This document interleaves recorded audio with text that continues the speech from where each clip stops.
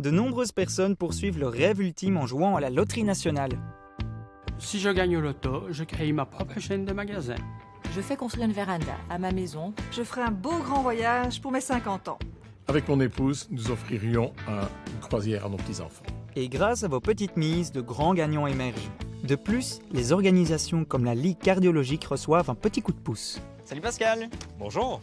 Je vois qu'on a la même idée.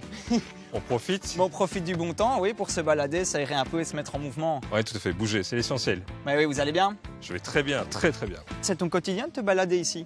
J'essaie d'avoir un minimum d'activité physique régulière. Moi, j'ai dû adapter mes prestations physiques suite à un problème de santé, mais là, je continue à m'entretenir, effectivement, régulièrement. Que veux-tu dire par problème de santé, Pascal? En fait, il y a 7 ans, j'ai fait un arrêt cardiaque. Donc c'est ce qu'on appelle un stop and go, du jour au lendemain. Et voilà, j'ai suivi une période de revalidation classique.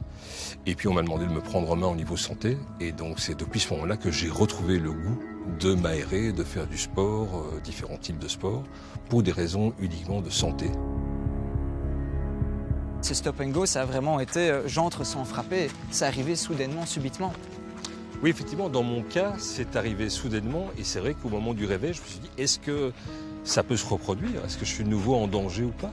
Voilà, une fois que quelqu'un a fait un accident cardiovasculaire, on le sensibilise à se prendre en charge et à développer une activité, à avoir une hygiène de vie beaucoup plus stricte. Il y a un ensemble de mesures qui peuvent être prises pour améliorer ton quotidien et faire en sorte qu'il y ait moins de récidives.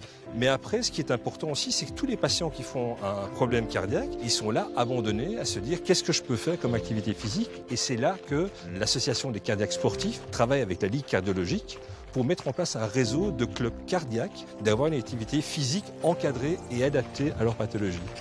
Oui, et puis ça crée, je suppose, aussi des liens un peu particuliers avec les gens qui ont un peu le même vécu que toi, ou en tout cas qui sont passés par ces mêmes épreuves. Oui, voilà, il y a un club des Happy Fuse. Ouais. Voilà, on est tous sortis, donc il faut être positif. Mais bien sûr. Et Pascal, quelle est l'importance d'une ligue cardiologique? En Belgique, on doit savoir que les pathologies cardiovasculaires représentent 1/3 des décès en Belgique. C'est énorme. C'est énorme. Et donc aujourd'hui, la Ligue a un rôle prépondérant en matière de prévention, surtout. On ne peut pas agir sur certains facteurs qui sont les facteurs génétiques.